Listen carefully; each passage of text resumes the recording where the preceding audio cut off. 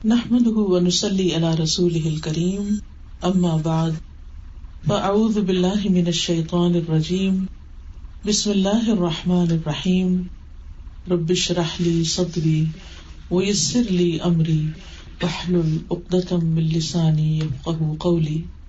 اللہ سبحانہ تعالیٰ کا لاکھ لاکھ شکر ہے جس نے ہمیں مسلمان بنایا اور ہمیں زندگی گزارنے کا طریقہ سکھا دیا۔ اگر ہم اس طریقے کو فالو کریں تو ہماری یہ دنیا کی زندگی یہ بھی بہت خوشگوار ہو سکتی ہے اور اس کے ساتھ ساتھ ہماری آخرت کی زندگی بھی بہترین ہو سکتی ہے۔ اور اگر اس کے برعکس ہم اللہ سبحانہ تعالیٰ کی تعلیمات سے منہ موڑیں تو اس کا نتیجہ دونوں جہانوں میں اچھا نہیں۔ اللہ تعالیٰ فرماتے ہیں قرآن مجید میں، من اعرض عن ذکری فإن له معیشة ضنکا ونحشره یوم القیامة اعمی قال رب لم حشرتنی اعمی وقد كنت بصیرا قال كذلك اتتك آیاتنا فنسیتها وكذلك اليوم تنسى۔ من اعرض عن ذکری، جس نے میرے ذکر سے منہ موڑا، میری یاد سے، یعنی اللہ سبحانہ تعالیٰ کے کلام سے، اس کے دین سے، اس کو یاد کرنے سے منہ موڑ لیا، اس کی طرف توجہ نہیں دی، یعنی دین سے اس کی کوئی دلچسپی نہیں، قرآن مجید سے کوئی دلچسپی نہیں، نماز سے نہیں، ذکر کی محفلوں سے نہیں، تو پھر اس کا نقصان کیا ہوگا؟ فَإِنَّ لَهُ مَعِيشَةً ضَنْكَ، تو اس کے لیے ہم زندگی تنگ کر دیں گے، یعنی دنیا میں بھی اس کے لیے مشکلات پیدا کریں گے، دل کی تنگی، رزق کی تنگی، اور اسی طرح لوگوں کی طرف سے تنگی، یعنی انسان کو طرح طرح کی پریشانیاں لاحق ہو جائیں گی۔ اور آخرت کا کیا ہوگا؟ وَنَحْشُرُهُ يَوْمَ الْقِيَامَةِ أَعْمَى، قیامت کے دن ہم اس کو اندھا اٹھائیں گے، اس کا حشر بہت خراب ہوگا۔ قَالَ رَبِّ لِمَ حَشَرْتَنِي أَعْمَى، وہ کہے گا شخص کہ اے میرے رب، تو نے مجھے اندھا کیوں اٹھایا، آج مجھے کچھ نظر کیوں نہیں آ رہا۔ وَقَدْ كُنْتُ بَصِيرًا، میں تو دیکھنے والا تھا، میری تو اچھی بلی آنکھیں تھی۔ تو اس کا جواب اس کو کیا دیا جائے گا؟ قال، اللہ تعالیٰ فرمائے گا، کذالک اتتک آیاتنا، اسی طرح تیرے پاس ہماری آیات آئی تھی، فنسیتہا، تم نے ان کو بھلا دیا، یا تو پڑھ کے بلایا یا پھر ان کی طرف توجہ ہی نہیں دی، ان کو چھوڑ کے، ان کو بھول کے اور کاموں میں لگے رہے۔ تو نتیجہ کیا ہے؟ وَكَذَلِكَ الْيَوْمَ تُنْسَى، آج تم بھی بھلائے جاتے، آج تمہیں بھی کوئی یاد نہیں رکھے گا، آج تمہارا بھی کوئی حال پوچھنے والا نہیں۔ تو اس لیے بہت ضروری ہے کہ ہم ہر حال میں قرآن و سنت کے ساتھ اپنا رشتہ جوڑے رکھیں، اللہ سبحانہ وتعالیٰ کی یاد صبح و شام خصوصی طور پر اور دن میں بھی اس کو یاد کرتے رہیں، نماز کی شکل میں، قرآن کی تلاوت کی شکل میں، اور اس کے علاوہ وہ جو ہم سے چاہتا ہے اس کو جان کر، اس کو جاننے کی کوشش کہ وہ ہم سے کیا چاہتا ہے، کہ ہم اپنی زندگی کیسے گزاریں۔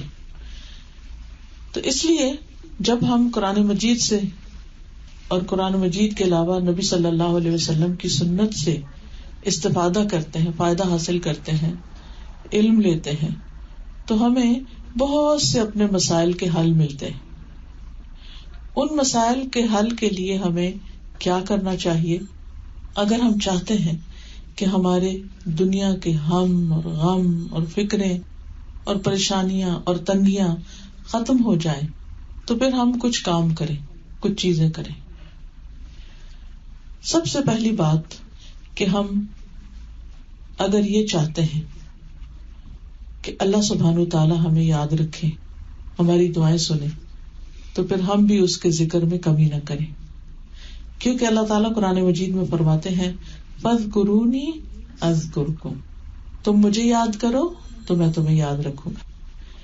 اللہ سبحانہ تعالیٰ اس وقت تک بندے کے ساتھ ہوتا ہے جب تک کہ بندہ اس کی یاد میں اپنے ہونٹ ہلاتا رہتا ہے، یعنی اس کا ذکر کرتا رہتا ہے۔ تو جو بندہ اللہ کو یاد کرتا رہتا ہے، اللہ سبحانہ تعالیٰ بھی اس کی طرف متوجہ رہتا ہے، اور پھر جب بندہ اس سے مانگتا ہے تو اللہ تعالیٰ اس کو عطا کرتا ہے۔ اس لیے مانگنے میں کبھی بھی کوتاہی نہیں کرنی چاہیے، کمی نہیں کرنی چاہیے، اور اس کا ذکر کرتے رہنا چاہیے.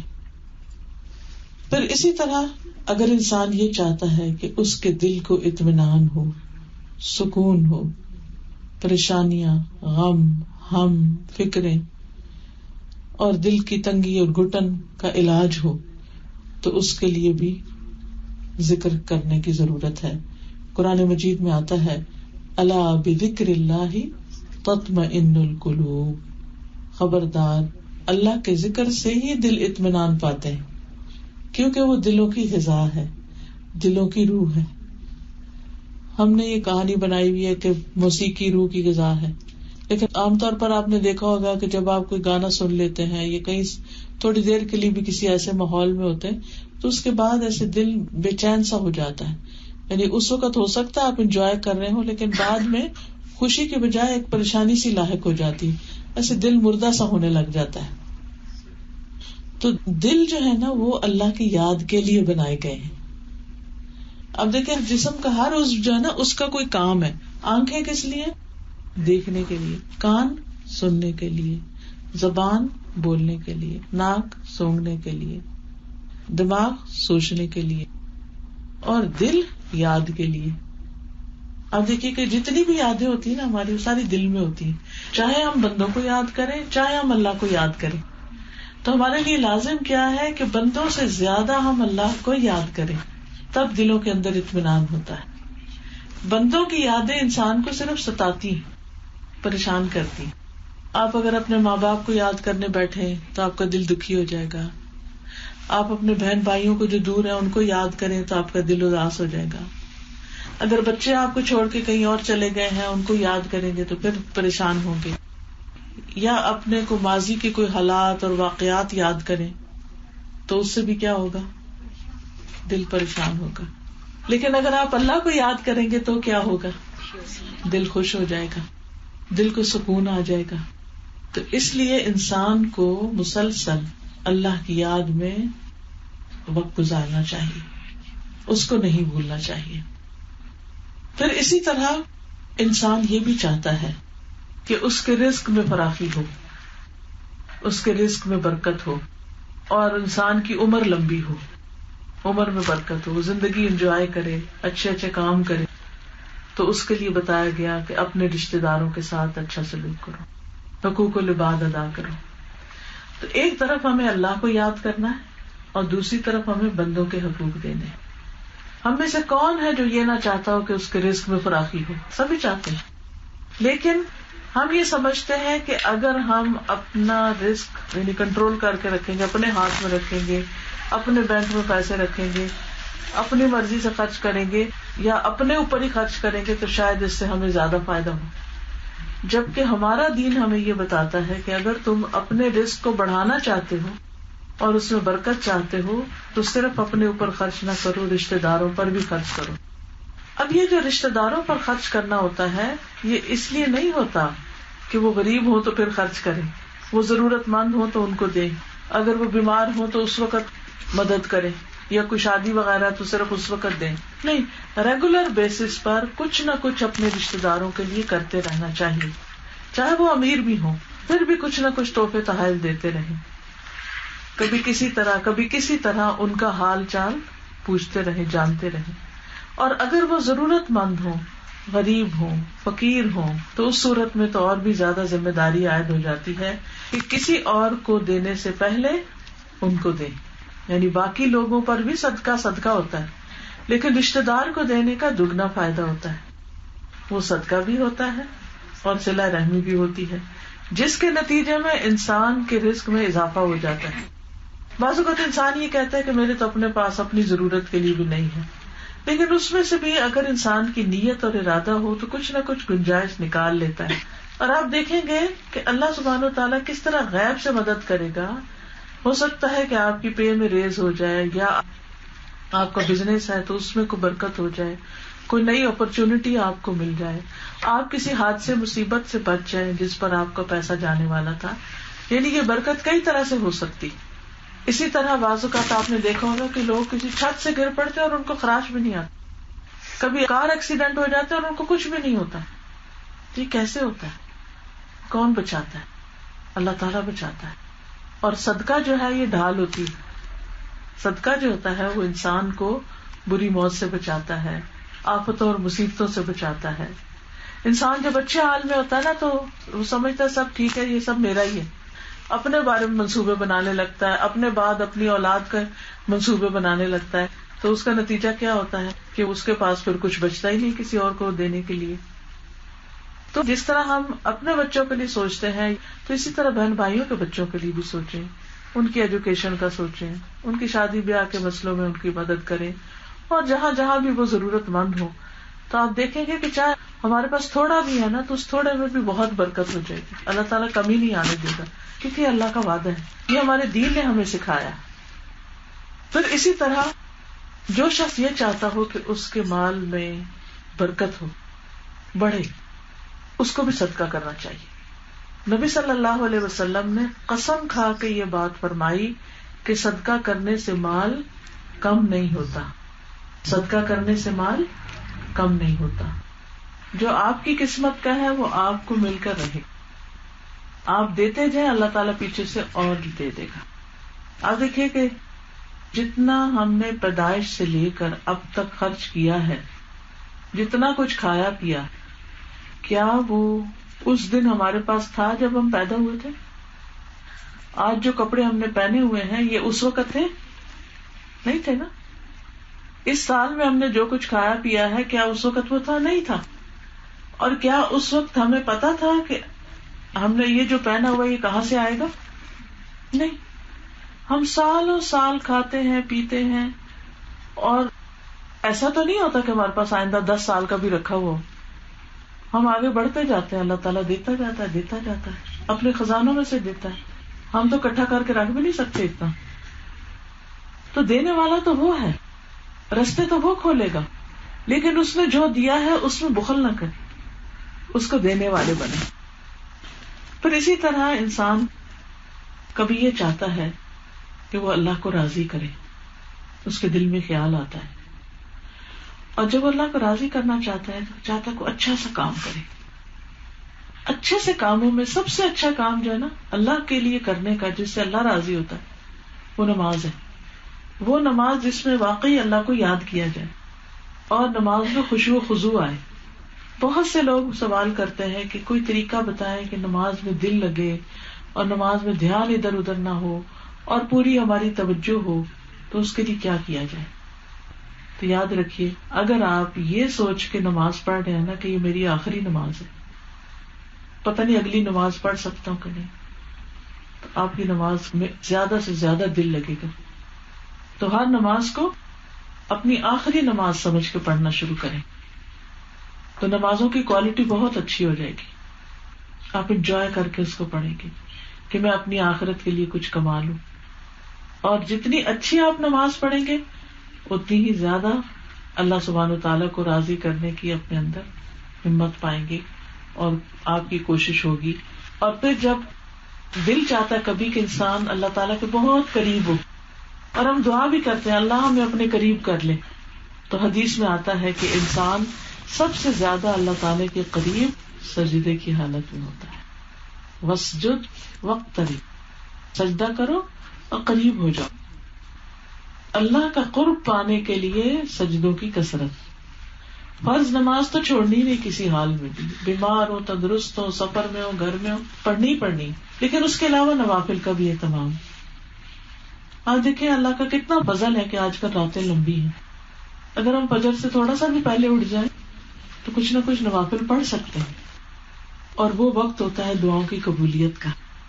اللہ تعالیٰ خود فرماتے ہیں کوئی جو مجھ سے مانگے تو میں اس کو دوں. تو جتنی بھی حاجتیں ہیں، جتنے بھی مسئلے مسائل ہیں، سب اس کے سامنے رکھے. بچوں کے لیے مانگے، اپنے لیے مانگے، ماں باپ کے لیے مانگے. اس سے آپ کی زندگی وقت میں برکت بھی ہوگی. پھر اس کے بعد چاشت کی نماز ہے یا اشراق کی نماز ہے. حدیث میں آتا ہے کہ اے ابن آدم، دن کے اول حصے میں 4 رکعتیں پڑھ لے، میں دن کے آخری حصے تک تیرے لیے کافی ہو جاؤں گا. سارے مسئلے حل ہو جائیں گے. تو بعض اوقات ہمارے پاس وہ نماز پڑھنے کا ٹائم نہیں ہوتا. چلے 4 نہیں پڑھ سکتے تو 2 ہی پڑھ لیں. اور یہ 2 پڑھنے کا کتنا فائدہ ہے؟ جسم کے 360 جوڑوں کا صدقہ ہے. اگر آپ اس نماز کی پابندی کر دیں تو آپ دیکھیں گے کہ آپ بڑھاپے تک چلتے پھرتے رہیں گے، آپ کے جوڑ سلامت رہیں گے، کیونکہ آپ ہر روز صدقہ دے رہے ہیں جوڑوں کا. ہر روز پیسوں کی شکل میں تو اتنا نہیں دے سکتے، لیکن 2 نفل جو ہیں بدن کا صدقہ ہو گیا. اور صدقہ کرنے سے کیا ہوتا ہے؟ بلائیں ٹلتی. بعض اوقات آپ صدقہ دینا بھی چاہتے ہیں، ہر روز کو لینے والا نہیں ہوتا، تو پھر کیا کریں؟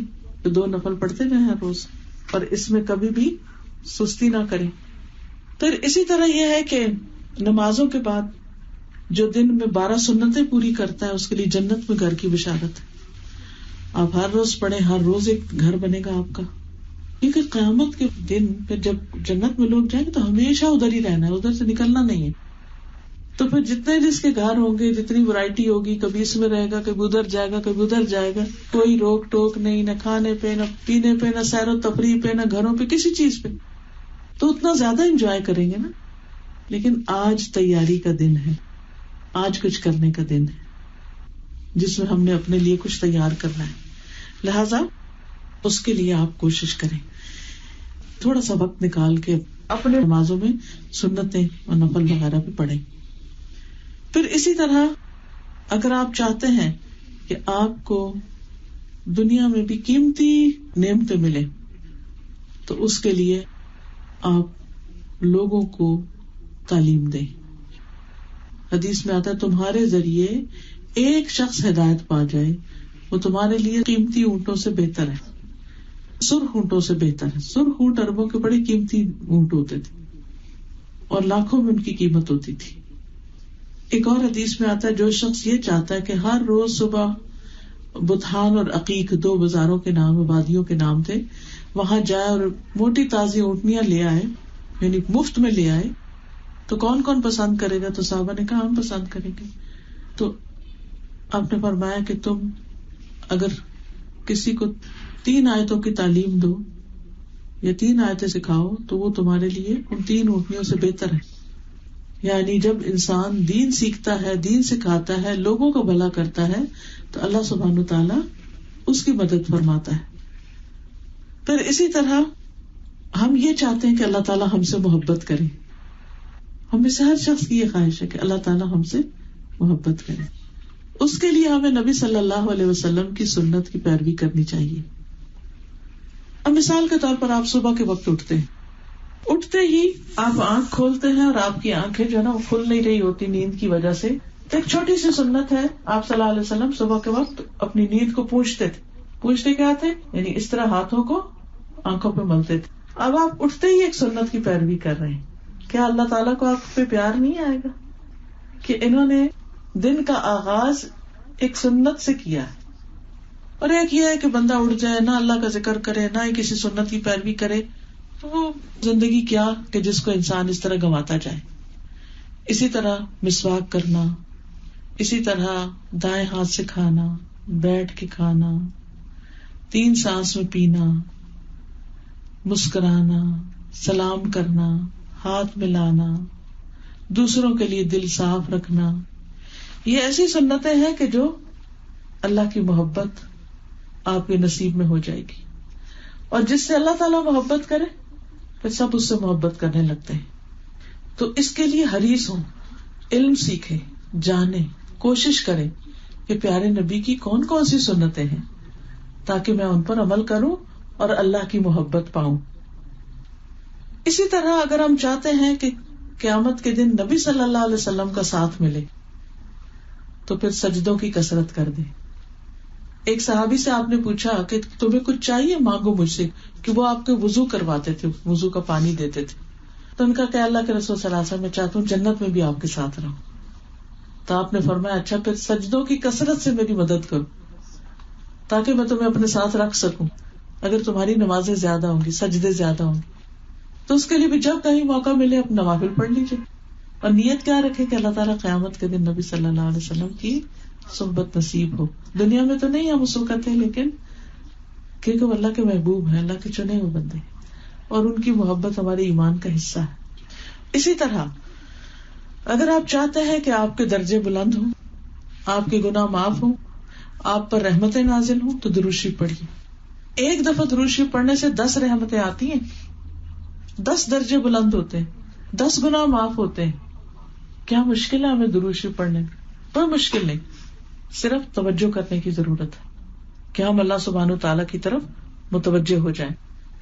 اسی طرح اگر ہم چاہتے ہیں کہ ہماری نیکیوں میں اضافہ ہو, بہت نیکیاں ہمارے پاس, تو قرآن کی تلاوت کریں, کیونکہ ہر حرف پر 10 نیکیاں. اب آپ دیکھیں جب ہم فضول باتیں کرتے ہیں تو کتنی نیکیاں ملتی ہیں ہم کو, بولے جاتے. حالانکہ ہم اس وقت میں ضروری کام کاج کر کے اپنے قرآن کی تلاوت کر سکتے ہیں, اور زیادہ تلاوت وہ کر سکتا ہے جو قرآن کا کچھ حصہ حفظ کرتا ہے, کیونکہ اس نے حفظ پکا کرنا ہوتا ہے. وہ ایک آیت کو 10 دفعہ پڑھتا ہے, 20 دفعہ پڑھتا ہے, جبکہ عام لوگ ایک آیت کو کتنی دفعہ پڑھتے ہیں؟ 1 دفعہ پڑھتے ہیں, اور وہ 1 کی جگہ 10 پڑھتا ہے. تو اجر کس کا زیادہ ہوا؟ کس کی نیکیاں بڑھ گئی؟ جو 10 دفعہ پڑھ رہا ہے. تو گویا آپ نے 1 حرف پہ 10 لی, اس نے 1 حرف پہ 100 لی, اور وہ قیامت کے دن بہت فائدہ دیں گی اس کو. تو کبھی نہ سوچے اچھا اب تو ہماری عمر زیادہ ہوگی, اب ہم سے نہیں حفظ ہوتا, ہمیں تو یاد ہی نہیں رہتا. آپ کا حافظہ بھی اچھا ہو جائے گا. اگر آپ کو اللہ توفیق دے تو سارا قرآن حفظ کر لیں, اگر سارا نہیں کر سکتے تو سورتیں تو یاد کر لیں, سورت ملک یاد کر لیں, سورت کہف یاد کر لیں, اسی طرح اور چھوٹی چھوٹی صورتیں یاد کر لیں, اور پھر نماز میں پڑھنا شروع کر دیں. کیونکہ جب تک آپ نماز میں نہیں نہ پڑھتے تو پتہ ہی نہیں چلتا کیا حفظ ہوا اور کیا نہیں ہوا.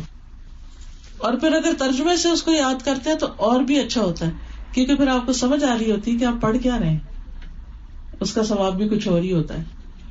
تو بہترین نسخہ ہے نیکیوں میں اضافہ کرنے کا, اپنا میزان بھاری کرنے کا, قرآن کی تلاوت کی کثرت. اللہ ہم سب کو توفیق دے. اب دیکھیے کہ اگر آپ نہیں بھی پڑھ سکتے تو کچن میں کام کر رہے ہیں, گھر کی صفائی کر رہے ہیں, کچھ ایسا انتظام رکھیے کہ قرآن کی تلاوت لگی ہوئی ہو اور آپ ساتھ ساتھ دل میں دہرا رہے ہوں.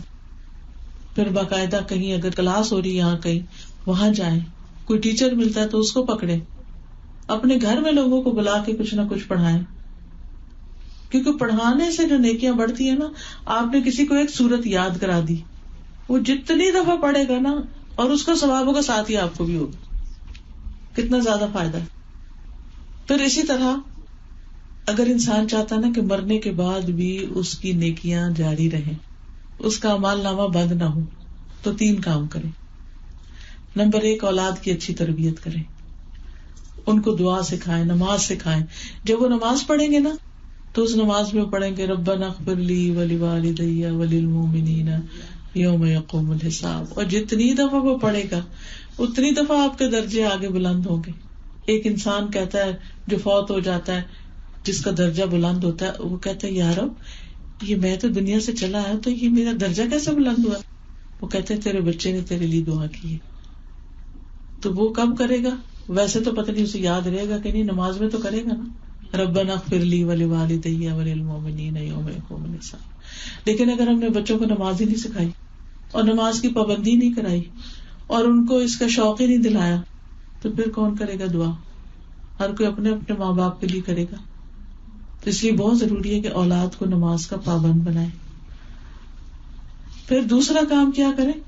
اپنے مال کو ایسی جگہ لگائیں جہاں آپ کے مرنے کے بعد بھی وہ سلسلہ جاری رہے, وہ کام ہوتا رہے. کسی مسجد میں لگائیں, کسی دینی پڑھائی کی جگہ پر لگائیں, کتابیں ایسی لیں دیں لوگوں کو, تاکہ آپ فوت بھی ہو جائیں تو بعد میں لوگ اس سے فائدہ اٹھاتے رہیں اور آپ کے لیے ثواب آتا رہے. تیسری چیز, لوگوں کو تعلیم دیں, لوگوں کو سکھائیں. علم ينتفع به, ایسا علم جس سے لوگ فائدہ اٹھائیں, وہ آپ کے لیے صدقہ جاری ہے. مثال کے طور پر آپ کسی کو یہ کارڈ دے دیتے ہیں کہ تم پڑھو.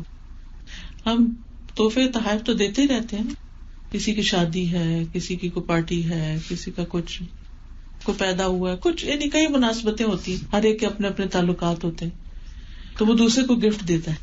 اگر آپ اس گفٹ کے ساتھ اس کو ایک چھوٹا سا کارڈ دے دیں, اسے یستغفر اللہ کا کارڈ ہے اور اس میں حدیث بھی لکھی ہوئی ہے, ایک چھوٹی سی دعا بھی لکھی ہوئی ہے, اسی طرح کچھ اور کارڈ بھی جیسے یہ ایک ہے گناہوں کی بخشش کی دعائیں. جس کسی کا کوئی مسئلہ اٹکا ہوا ہے اس کو آپ یہ دے سکتے ہیں کہ پڑھو تمہاری مشکل آسان ہو جائے گی. اسی طرح جس کسی کو کوئی نعمت ملی ہے تو اس کو یہ الحمدللہ کا کارڈ ہے, اس میں انگلش ٹرانسلیشن بھی ہے کہ تم اللہ کا شکر ادا کرنے کے لیے یہ دعائیں پڑھو. تو یہ کیا ہے, جب تک یہ اس کے گھر میں رہے گا نا اور کوئی اس کو پڑھتا رہے گا, آپ کا صدقہ لکھا جاتا رہے گا, دیکھا جاتا. اور اگر اس سے دیکھ کر کسی نے کوئی دعا یاد کر اور اس نے پڑھی اور اس نے اپنے بچے کو پڑھائی اور اس نے اپنے بچے کو, جب تک وہ سلسلہ چلتا رہے گا آپ کا اجر جمع ہوتا رہے گا. تو علم پھیلانے کے حریص بنیے, علم کو آگے پھیلائیے.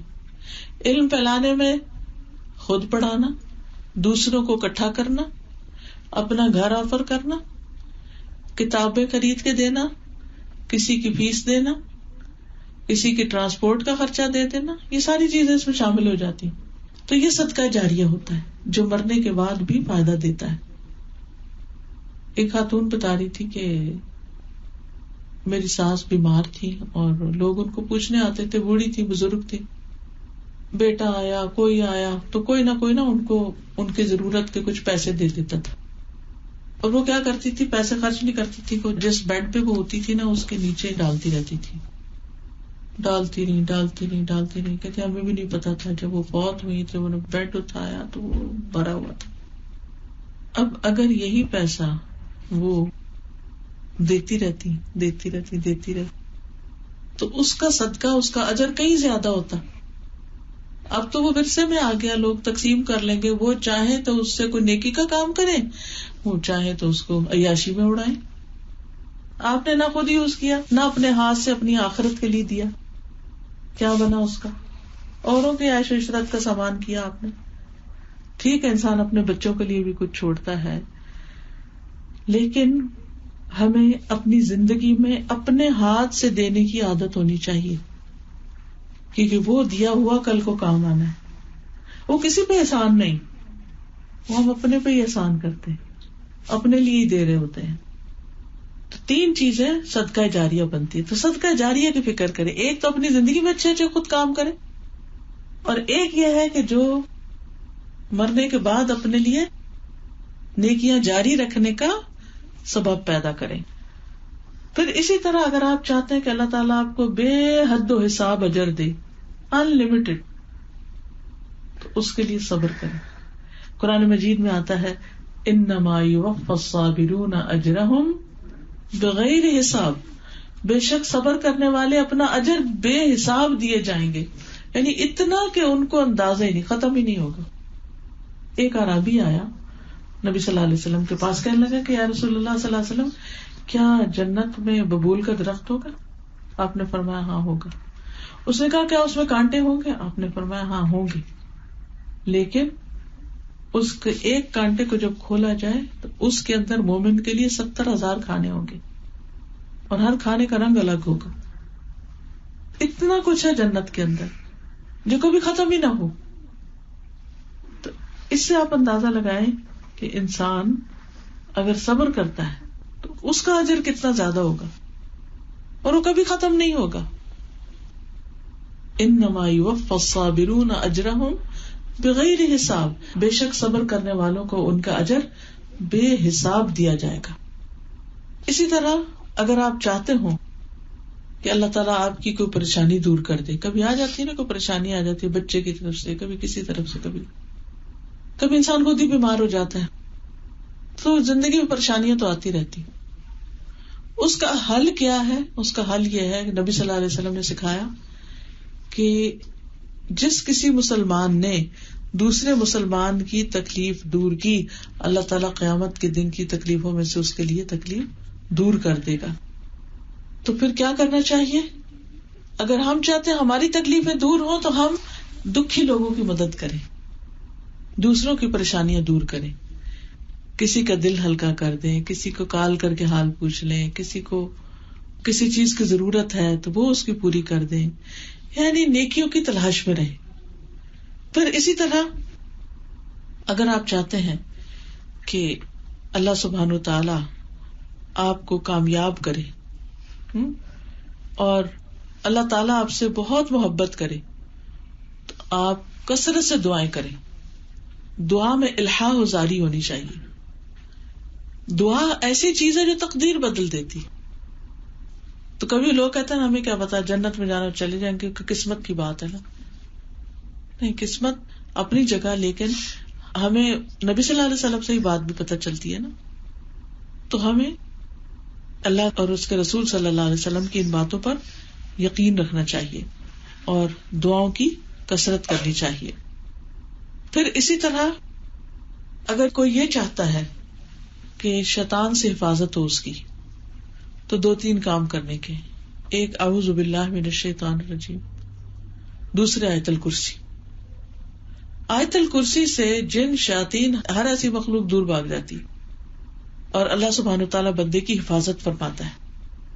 پھر اسی طرح اگر آپ کا دل چاہتا ہے کہ آپ کی ہر بات صدقہ بن جائے تو بات ہمیشہ اچھی کرے، کیونکہ حدیث میں آتا ہے الکلمۃ الطیبۃ صدقہ. پاک کلمہ، پاک بات صدقہ ہے. آپ کی بات میں اگر جھوٹ نہیں، غیبت نہیں، کسی کا بھلا ہے، کسی کا فائدہ ہے، کسی کا دل خوش کر رہے ہیں آپ، تو وہ آپ کے حق میں صدقہ لکھا جاتا ہے. الکلمۃ الطیبۃ صدقہ. اسی طرح اگر آپ چاہتے ہیں کہ اللہ تعالیٰ آپ کا ہم و غم دور کر دے تو استغفار کی کثرت کریں. کبھی بھی پریشانی ہو تو یہ دعائیں اس میں لکھی ہوئی ہیں استغفار کی، بس یہ پڑھنا شروع کر دیں. ہر رکاوٹ کے لیے اللہ تعالیٰ راستہ کھول دے گا، کیونکہ اللہ سے بڑھ کر کون ہو سکتا ہے جو کسی کی مشکلات کو آسان کرے. پھر اسی طرح اگر آپ چاہتے ہیں کہ آپ کو اپنے دنیا کے کاموں پر بھی اجر ملے، مثلا دنیا کے کام کون سے؟ کوئی بتائیے. گھر کے کام کاج، کھانا پکانا، صفائی کرنا، بچوں کے کام، ان کی خدمت، اس کو یہ دے، اس کو وہ دے، اس کا یہ کر، اس کا وہ، سارا دن کچھ نہ کچھ چلتا رہتا ہے. تو اس میں نیت اچھی کر لیں کہ بھائی سب اللہ کے لیے کر رہے ہیں، کسی پہ احسان نہیں. اس سے ایک تو فائدہ یہ ہوگا کہ آپ کے اپنے رشتے داروں سے، گھر والوں سے تعلقات اچھے ہوں گے، اور دوسرا یہ کہ ساری چیزیں عبادت بن جائیں گی جب آپ ان کو اللہ کے لیے کریں گے. مثلا آپ صفائی کر رہے ہیں، لانڈری کر رہے ہیں، برتن دھو رہے ہیں، آپ کی نیت کیا ہونی چاہیے؟ اللہ تعالیٰ کو صفائی ستھرائی بہت پسند ہے. ان اللہ یحب التوابین ویحب المتطہرین. تو صفائی کے وقت کیا نیت ہو؟ اللہ کو صاف لوگ بہت پسند ہے، اس لیے میں صفائی کر رہی ہوں. اور جب اللہ کے لیے آپ کریں گے تو کونوں خدروں سے بھی گند نکالیں گے، اچھی طرح صفائی کریں گے. صاف ستھرا رہنا مومن کا شعار ہے، مومن کا طریقہ ہے، تو اس کا اہتمام کریں. پھر اسی طرح یہ ہے کہ کھانا پکاتے ہوئے کیا سوچیں، کیا سوچ کے کھانا پکائیں. اللہ کی خاطر کھانا پکا رہے ہیں، اور کھانا تو اپنے گھر والوں نے، پھر ہمیں کیا ملے گا؟ آپ کو اجر و ثواب ملے گا، کیونکہ آپ نے اللہ کو راضی کرنے کے لیے یہ پکایا ہے. چاہے گھر والوں کے لیے پکائیں، اللہ کی خوشی کے لیے، اسے کھانے میں ٹیسٹ بھی بڑا اچھا آئے گا. کیونکہ جس کھانے کو آپ بد دلی سے پکاتے ہیں پھر اس کا وہ مزہ ہی نہیں ہوتا. پتہ چل رہا ہے وہ اثرات اس میں ہی آ جاتے ہیں. جو کھا کے عبادت کرے گا اس کا بھی اجر. جی، جو کھا کے عبادت کرے گا اس کا اجر ملے گا. اور اسی طرح یہ ہے کہ وَيُطْعِمُونَ الطَّعَامَ عَلَى حُبِّهِ مِسْكِينًا وَيَتِيمًا وَأَسِيرًا. اس کی محبت میں کھلاتے ہیں یتیم، مسکین اور قیدی کو. اب قیدی سے ہم مراد لیتے ہیں وہ جیل میں، ٹھیک ہے جیل والوں کو بھی کبھی کھلا دیں، لیکن یہ جو چھوٹے بچے ہیں یہ آپ کے پاس قیدی ہیں، آپ ان کے لیے نہیں پکائیں گے، نہیں بنائیں، کدھر جائیں گے وہ؟ تو یہ سب کچھ کرنا جو ہے یہ بھی آپ کے لیے عبادت بنے. اسی طرح آپ نہا رہے ہیں، دھو رہے ہیں، وضو کر رہے ہیں، ڈسٹنگ کر رہے ہیں، کچھ بھی کر رہے ہیں، بس ان سب کاموں کو اللہ کے لیے کریں جو بھی دنیا کے کام ہیں. بچوں کو اسکول چھوڑنے جا رہے ہیں، لینے جا رہے ہیں، ہمسائے کی عادت کر رہے ہیں، کسی اور کی گروسری کرنے چلے گئے ہیں، کچھ بھی کر رہے ہیں، کسی کو رائڈ دے رہے ہیں، کسی کو وزٹ کر رہے ہیں ہاسپٹل میں، کسی کو کوئی اچھا مشورہ دے رہے ہیں، سارے کا سارا سب کچھ اللہ کے لیے، تو سب کچھ عبادت. پھر اسی طرح اگر آپ چاہتے ہیں کہ جنت الفردوس میں آپ کے خوب بڑے بڑے باغات ہوں تو تسبیحات کی کثرت کر دیں، کثرت سے اللہ کو یاد کریں. اسی طرح چھوٹی مشکل ہو یا بڑی مشکل ہو، ہر مشکل میں اللہ کی طرف توجہ کریں، کیونکہ جو شخص اللہ پہ توکل کرتا ہے وَمَن يَتَوَكَّلْ عَلَى اللَّهِ فَهُوَ حسبہ، جو اللہ پہ بھروسہ کر لیتا ہے اللہ اس کے لیے کافی ہو جاتا ہے. تو اپنے آپ کو تنہا نہ سمجھے، مشکل کتنی بھی بڑی ہو، رکاوٹ کتنی بھی زیادہ ہو، مسئلہ خاص صحت کا ہو، خواہ کسی بھی چیز کا ہو، اللہ سے مانگتے رہے. مایوس تو ہونا ہی نہیں. ڈاکٹرز مایوس بھی کر رہے ہیں، آپ مایوس نہ ہو، کیونکہ اس سے انسان کا اللہ سبحانہ وتعالیٰ کے بارے میں گمان اچھا رہتا ہے. ہمیں اللہ کے بارے میں گمان اچھا ہی رکھنا چاہیے اور اس کے لیے خوب اللہ تعالیٰ سے دعائیں کرنی چاہیے.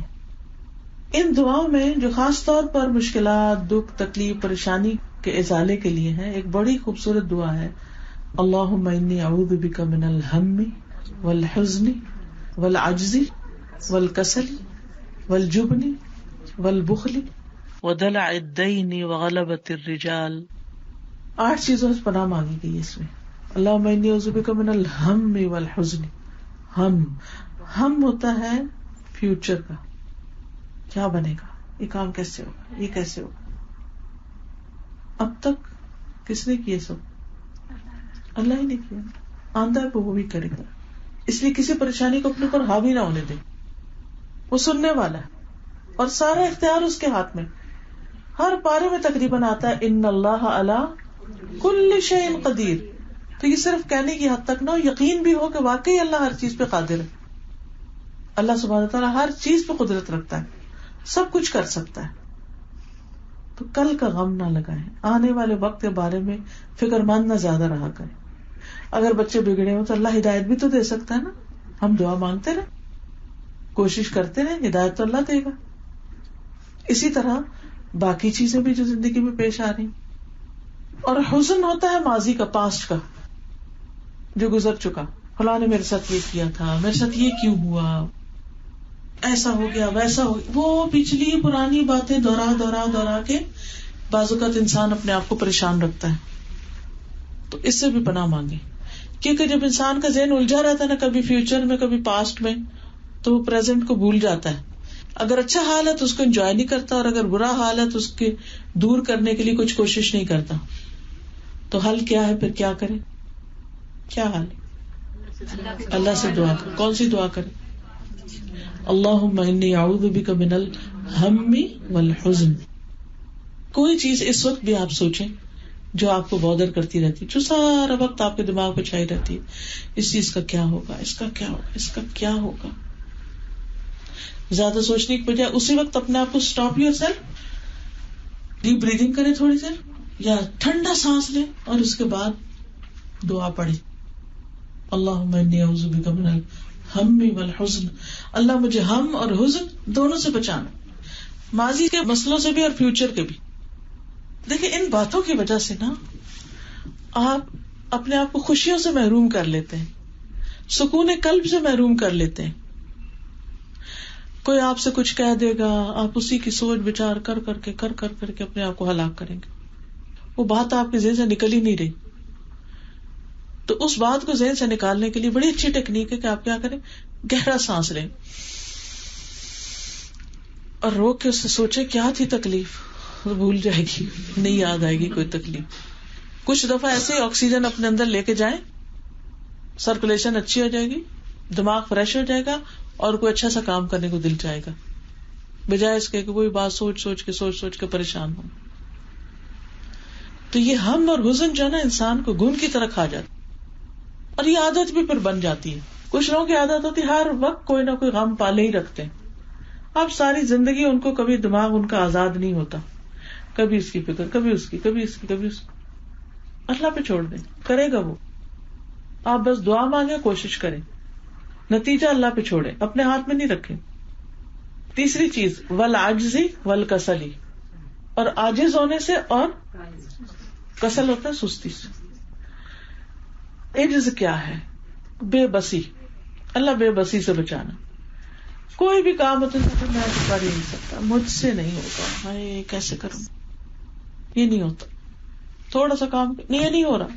جیسے بچوں کی عادت ہوتی ہے نا، آپ انہیں کہیں ذرا سوئے میں دھاگے ڈالیں. اب تو شاید یہاں تو کسی کو کبھی کہنے کی ضرورت ہی نہیں پیش آئی. پوری دنیا کا یہی حال ہو چکا ہے. بس وہ مخصوص لوگوں کا پیشہ رہ گیا، خود بھی کچھ کر.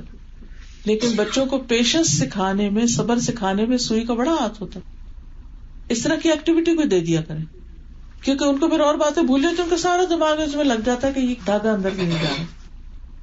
تو بچے کیا کرتے، تھوڑا سا کام کرنے پر نہیں ہو رہا، نہیں ہو رہا، یہ نہیں ہوتا، یہ نہیں، رو پکار کے آپ کو بس بلاتے رہیں گے اپنے کام کی طرف. تو کیا کرنا ہے آپ نے پھر؟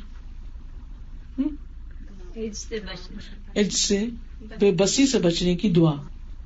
اور کسی کام پہ یہ کہہ کے شیطان کو خوش نہ کریں کہ یہ نہیں ہوتا مجھ سے، یہ میں نہیں کر سکتی، کیونکہ وہ تو چاہتا یہی ہے کہ آپ جتنے بھی اچھے اچھے کام کریں وہ سب چھوڑ دیں اور اس چیز کو آپ کے لیے بڑا ہی مشکل بنا دیں جو آپ نے کی. اللہم انی اعوذ بک من العجز، بے بسی سے بچا، والکسل، اور سستی بڑی بری بلا ہے. ہر کام میں لیزی ہونا، چھوٹے چھوٹے کاموں کو چھوڑ دینا، دنوں پڑے رہتے ہیں، اچھا کر لیں گے، کوئی ان کے لیے اسکیڈول نہ بنانا. یہ چیز انسان کو بہت جگہوں پر نقصان سے بھی دوچار کرتی اور بعض اوقات لوگوں کے سامنے شرمندہ بھی کرتی. نماز میں بھی سستی کر جاتے، لیٹ کر کے پڑھتے یا پڑھتے ہی نہیں. تو اس سے پناہ مانگنی چاہیے. والعجز والکسل، کسل مندی بھی اسی کی قسم میں سے ہے، سستی کی. جی، من الجبن والبخل، من العجز والکسل، اور پھر من الجبن والبخل. جبن کہتے ہیں کم ہمتی، پستی، بزدلی. اور بزدلی بھی کوئی اچھی چیز نہیں ہوتی. چھوٹے چھوٹے مسئلے پہ گھبرا جانا، چھوٹا سا کوئی کام، اگر آپ کے ہسبینڈ نے کہہ دیا کہ 4 لوگ آ رہے ہیں کھانے پہ، تو پینک ہو جانا کہ یہ اب کیسے ہوگا، یہ کیسے ہوگا، وہ کیسے، کہیں جانے کا آ گیا تو وہ کیسے ہوگا. تو بزدلی جو ہے نا وہ بھی انسان کو کہیں کا نہیں چھوڑتی. والبخل، اور دل کی تنگی، بچا ہوا دل. جب دل بچتا ہے تو ہاتھ بھی بچ جاتا ہے اور انسان نہ کسی کو معاف کرتا، نہ کسی کے لیے خیر اور بھلائی سوچتا ہے. تو اللہم انی اعوذ بک من الہم والحزن والعجز والکسل والجبن والبخل. کتنی چیزیں ہو گئی؟ 6. اور آخری 2 ہیں وَدَلَعِ الدَّيْنِ وَغَلَبَةِ الرِّجَالِ. اللہ مجھے قرضے کے بوجھ سے بچانا. کیونکہ آپ کچھ لوگوں کی عادت ہوتی ہے ایسے ہی بس فضول میں قرضہ لے لے کے تو اسے ضائع کرتے رہتے ہیں، اور وہ مفت میں مال مل جاتا ہے تو اس کی پھر اتارنے کی بھی فکر نہیں کرتے. تو اللہ تعالیٰ قرضوں سے محفوظ رکھے. سب سے کامن ایگزامپل تو کریڈٹ کارڈ آپ دیکھیں، پھر مارگیج پہ گھر، ساری زندگی بال بال جکڑی ہوئی قرضے میں. قرضہ کیا، قرضے کے ساتھ سود بھی، اللہ کی ناراضگی پہ ناراضگی. اور پھر وَدَلَعِ الدَّيْنِ وَغَلَبَةِ الرِّجَالِ، لوگوں کے قہر سے، کہ کوئی شخص مجھ پہ تسلط حاصل کرے، مجھے کنٹرول کرے. کیونکہ یہ بھی ایک بڑی مصیبت ہوتی ہے، اور خصوصاً خواتین جو ہوتی ہیں وہ اگر ذرا بھی کمزور ہو تو دب جاتی ہیں. دب جانے کا مطلب کیا ہے کہ پھر سسرال والے ان کو، یا شوہر، یا پھر کہیں وہ کام جاب کر رہی ہے تو وہاں دوسرے ان کے اوپر حاوی ہوئے ہیں. تو آپ دیکھیں کہ یہ ایک بڑی بدترین غلامی ہوتی ہے کہ کوئی آپ پہ اس طرح حاوی ہو جائے کہ وہ اپنی مرضی پہ آپ کو چلانا چاہے، اور آپ کی کوئی آزادی نہ آپ سوچ سکے اپنی مرضی سے، نہ کوئی بات کر سکے، اور نہ ہی کوئی اپنی مرضی سے کوئی فیصلہ کر سکے. ہر وقت کوئی آپ کو کنٹرول کرے، یہ نہیں کرنا، وہ نہیں کرنا، وہ نہیں کرنا، وہ نہیں کرنا. اچھا، بعض لوگ تو عادتاً کہ ان کو بڑا بننے کی عادت ہوتی ہے تو وہ اپنے سے چھوٹوں کو کنٹرول میں ہی رکھتے ہیں ہر وقت. جیسے کئی مائیں بچوں کو بہت زیادہ کنٹرول کیے رکھتے ہیں، ان کو کچھ کرنے نہیں دیتی، تو پھر وہ زندگی میں بزدل ہی بنتے ہیں. ڈفرینٹ بھی ہوتا ہے، چھوٹے بھی بڑوں کو کنٹرول کرنے کی کوشش. جی، بعض اوقات ایسا بھی ہوتا ہے. تو جس خاص طور پر والدین جب بوڑھے ہو جاتے ہیں تو وہ بےچارے بچوں کو محتاج ہو جاتے ہیں، اور بچے اپنے مطابق ان کو کنٹرول کیے رکھتے ہیں. آپ نے یہاں نہیں جانا، گھر میں کوئی نہیں آئے گا، فلانا نہیں آئے گا، اس وقت نہیں ہوگا، یہ کریں وہ کریں. تو یہ جو ہے نا، اس سے پھر کیا ہوتا ہے کہ انسان کبھی بھی زندگی میں اپنی صلاحیتوں کو استعمال نہیں کر سکتا، ٹو مچ کنٹرول کی وجہ سے. یوں لگتا ہے کہ سانس ہی گھٹنے لگا ہے. تو کسی کو اپنے پر حاوی نہ ہونے دیں، اور اس کے لیے یہ دعا کریں اللہ مجھے ایسے لوگوں سے محفوظ رکھ کہ جو میری مت مار دیں. کتنی خوبصورت دعا ہے. ہر روز صبح پڑھا کریں. فجر کی نماز ہے, کوئی ایک وقت اس کا کم از کم مقرر کرنا. تہجد میں پڑھ سکتے ہیں, تہجد میں پڑھ سکتے ہیں, سجدے میں جا کے پڑھ سکتے ہیں, اتحیات میں پڑھ سکتے ہیں. اور اگر ان چیزوں سے بندے کو نجات ہو جائے تو آپ دیکھیے کہ یہ دنیا بھی آسان ہو جائے, سکون کی ہو جائے, اور آپ واقعی اللہ کو راضی کرنے والے کام کر سکیں. دیکھیے بعض بیچارے لوگ تو اتنے مجبور ہوتے ہیں کہ ان کو نماز پڑھنے کی بھی اجازت نہیں ہوتی. جہاں وہ کام کرتے ہیں یا پھر جس گھر میں وہ رہتے ہیں, ہر وقت بندوں کی خدمت, اس کا مطالبہ پورا کر, اس کا کر, اس کا کر, اپنی نماز روزہ ہر چیز اسٹیک. اللہ ہم کو اتنی آزادی دے کہ ہم اپنی مرضی سے اللہ کو یاد کر سکیں, ذکر کر سکیں, اس کی عبادت کر سکیں, اور بیچ میں کوئی آڑے نہ آئے, کوئی رکاوٹیں نہ آئے.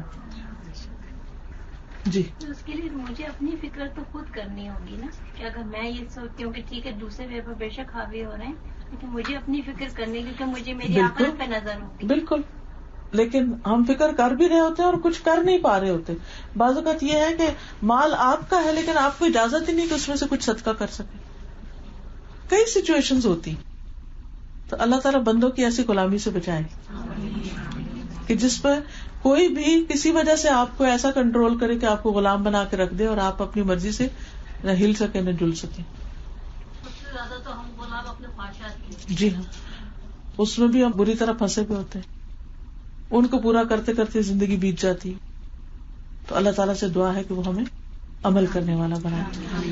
اب میں اپنی بات تو یہی ختم کرتی ہوں, اور اس کے بعد یہ ہے کہ اگر آپ میں سے کوئی مزید اس میں کچھ ایڈ کرنا چاہے تو موسٹ ویلکم, اور اس کے بعد پھر انشاءاللہ سوال جواب ہوگی. آپ کچھ کہیں؟ وہی کہنا چاہ رہی تھی کہ بعض دفعہ ہم اپنے معاشرے کی وجہ سے نا, کیونکہ معاشرے میں اتنے پہلے سے بچپن سے جو دماغ میں ڈال دیا گیا کہ ہسبینڈ کے بارے میں, فلاں کے بارے میں, تو ہم بعض دفعہ اپنی رائٹ جو ہے مطلب جائز حقوق بھی ہم, اور اگر کوئی کسی وجہ سے, میں یہ نہیں کہہ رہی کہ بری نیت سے, لیکن ایک نیگلیجنس کی وجہ سے فار ایگزامپل اگر ہے, اور آپ کا اپنا پیسہ ہے لیکن وہ کسی کنٹرول میں ہے, آپ مطلب اگر ایک بار بولے, دو بار بولے, اگر کوئی دھیان نہیں دے رہا اس کے بارے میں, تو فرسٹریشن تو ہوتا ہے. مجھے تو بار بار یہ خیال آتا ہے کہ میں کل مر جاؤں گی, اس کے بعد اس کا کیا بنے گا. تو میں نے نوٹ بھی لکھ کے رکھا ہوا ہے, وصیت بھی لکھ کے رکھی ہے کہ کوئی ایسی چیز میرے لیے کرے کہ میرے لیے صدقہ جاریہ بن جائے. کیونکہ کنٹرول بعض دفعہ نہیں لگتا انسان کو کہ ہم لے کے کچھ کر سکیں, مطلب کیونکہ جب لے کے بھی کرنے جاتے اتنی اس میں مین میں ہوتی کہ یہ فلاں کو دینے کا کوئی فائدہ نہیں, وہ فراڈ ہے, وہ فلاں ہے, یہ ہے, وہ ہر ایک کے بارے میں ڈاؤٹ ڈال دیتے ہیں, تو پھر انسان کچھ نہیں کر سکتا. اور خاص طور پر دین کے نام پہ جب کرنے لگتا ہے تو وہ شیطان ضرور وسوسہ ڈالتا ہے, تمہیں کیا پتا کہ یہ کیا کرے گا, اس کا یہ تو دھوکے باز ہے, یہ فلانا ہے, یہ فلانا ہے. کیونکہ ایسے کیسز ہوتے ہیں. جی, لیکن سب تو نہیں ہوتے.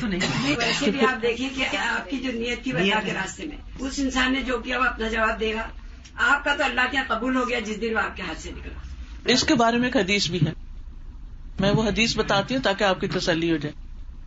ایک شخص نے نیت کی کہ میں رات کے وقت چھپ کے صدقہ کروں گا کہ کسی کو پتا نہ چلے, کیونکہ چھپے صدقے کا فائدہ بہت ہے. اللہ تعالیٰ کے غضب کو ٹھنڈا کرتا ہے, گناہوں کو مٹاتا ہے, اور عرش کے سائے تلے انسان کو قیامت کے دن جگہ ملے گی جو دایاں ہاتھ دے تو بائیں کو پتا نہ چلے. تو اس نے کہا کہ رات کے اندھیرے میں دوں گا تاکہ جو لے رہا ہے اس کو بھی نہ سمجھ آئے کہ کس نے دیا. تو گھر سے لے کے نکلا, جب اس نے صدقہ دیا تو وہ صدقہ کسی چور کے ہاتھ لگ گیا. تو لوگوں میں صبح مشہور ہوا کہ رات کسی نے چور کو صدقہ دیا. تو بڑا پریشان ہوا کہ یا اللہ, میں نے تو چور کے لیے تو نہیں میں نے رکھا تھا, میں تو کسی غریب کی مدد کرنی تھی. اس نے کہا آج رات میں پھر صدقہ کروں گا. اب جب رات کو نکلا تو وہ کسی مالدار کے ہاتھ لگ گیا. اس نے کہا فلاں مالدار کو کسی نے صدقہ دی. یا اللہ, میں نے اس کو تو نہیں دینا, میں تو غریب کو دینا. اس نے کہا میں آج پھر کروں گا. تو وہ کسی فاحشہ عورت کے ہاتھ لگی. تو کہنے یا اللہ, میرا صدقہ نہیں قبول ہوگا. میں جب صدقہ کرتا ہوں وہ کبھی کسی کے ہاتھ لگ جاتا, کبھی کسی جو اس کا مستحق ہی نہیں ہے. اپنی طرف سے میں تحقیق کر لیتا ہوں لیکن اس کے بعد وہ کچھ اور ہی نکل آتا ہے. تو اس کو یہ بتایا گیا کہ جب تمہارے ہاتھ سے نکل گیا تو بس وہ لگ گیا. کیا پتا اللہ ان کو اس سے ہدایت دے. اب ہوا یہی, چور نے چوری سے توبہ کر لی, فاحشہ عورت نے گناہ سے توبہ کر لی, اور مالدار خود صدقہ دینے لگ گیا. فائدہ ہو گیا. کیوں فائدہ کہاں سے ہوا؟ اس کی نیت سے ہوا کہ وہ اللہ کو راضی کرنا چاہتا تھا. جب ہماری نیت یہ ہوتی ہے کہ ہم اللہ کو راضی کریں تو اللہ اس میں برکت دے دے گا. لوگوں کا معاملہ اللہ پہ چھوڑ دیں, وہ جانے, ان کا ایمان جانے, وہ اللہ کو جواب دہ ہوں گے. ٹھیک ہے نا جی. اور سب سے بہترین یہ ہے نا کہ کچھ بھی کرو کسی کو نہ بتاؤ, کیونکہ میں نے تو دیکھا جب کسی کو بتا فتنہ شروع. ہاں جی بالکل, خاموشی سے کرو, خاموشی سے نیکی کرو. کو بھی نہیں بتا.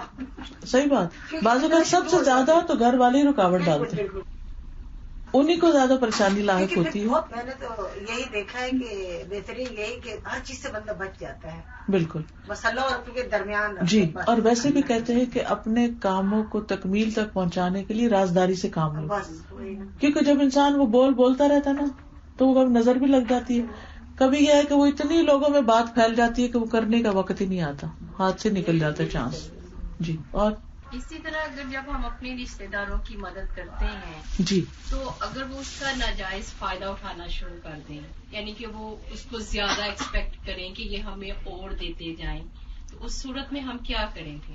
بس اتنا دیں جتنی آپ کی ہمت ہے یا جو آپ سمجھتے ہیں کہ دینا چاہیے. اور اگر مثال کے طور پر ان کے جوان بچے ہیں اور وہ کام کاج سے ہٹ جائیں کہ چلو جی ہمارے پاس تو ایک لگی بندی رقم آ رہی ہے, اس صورت میں کیا کیا جائے؟ حالانکہ وہ بیوہ ہوں یا یتیم, ان کو سمجھایا جائے. بعض اوقات یہ ہوتا ہے کہ جان کے نہیں بھی کرتے, آپ کو پتا ہے کبھی جاب نہیں بھی ملتی, کبھی کام نہیں بھی ملتا, یہ بھی وجہ ہوتی ہے. ہمیں نظر آ رہا ہوتا ہے کہ ان کا بچہ جوان ہے, اس کو کرنا چاہیے, اور بچہ پاگل ہو رہا ہوتا ہے کہ کام نہیں مل رہا.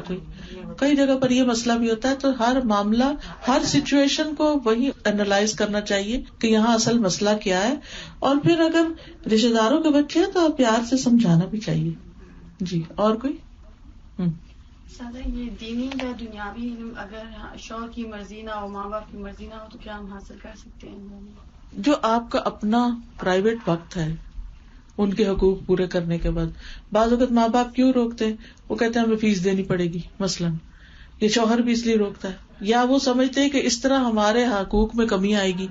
تو آپ ان کے حقوق پورے کر دیں اور اس کے بعد بیٹھ کے اپنا وہی جیسے نا کہ ضروری نہیں کہ ہر بات ہر ایک کو کہیں گے میں یہ کر رہی ہوں کہ یہ کرنا چاہتی ہے, یہ کرنا. بس اپنے خاموشی سے بیٹھ کے جو مفت میں علم آ رہا ہے, کوئی کتاب ہے تو کوئی اب کیا کہے گا آپ کو کیوں پڑھ رہی ہو, پڑھے بیٹھ کے. ان کے سامنے نہ پڑھے, اس وقت ہو سکتا ہے وہ کہیں ہم آتے ہیں تو تم کتاب لے کے بیٹھ جائیں, یہ نہ کرے. جی. میں نے الحمدللہ کورس جوائن کیا, میں قرآن پاک پڑھ رہی ہوں, تو میں نے اپنے ہسبینڈ سے یہ کہا کہ آپ کی اجازت سے میں یہ کر رہی ہوں تو اس میں آپ کا کنٹریبیوشن اس لحاظ سے ہوگا کہ آپ جو میں پڑھوں گی آپ کو اس کا اجر ملے گا, کیونکہ آپ نے یہ اجازت دی ہے. اور الحمدللہ وہ میرے ساتھ جب کنٹریبیوٹ کرتے ہیں, ہم لوگ ڈسکس کرتے ہیں, پڑھتے ہیں, تو مجھے ان سے کچھ فائدہ ہو رہا ہے اور وہ بھی مجھ سے کچھ نہ کچھ سیکھ رہے ہیں جو میں پڑھ کر آ رہی ہوں. تو مجھے یہ لگتا ہے کہ ہمیں تھوڑا سا نرمی سے پہلے راضی کر لینا چاہیے, پھر اللہ راستے آسان کر دے. جی, یعنی اگر ہم ان کے ساتھ اچھے ہوں گے تو وہ بھی تعاون کریں گے. جی. اچھا, یہ صدقے کا جیسے عورت ہونے کے ناطے بہت ساری عورتوں کو یہ شکایت رہتی ہے کہ ہمارے ہاتھ میں مال نہیں ہے, یا اگر مال دیا گیا تو اس کو خرچ کرنے میں پوچھ گچھ ہوتی ہے.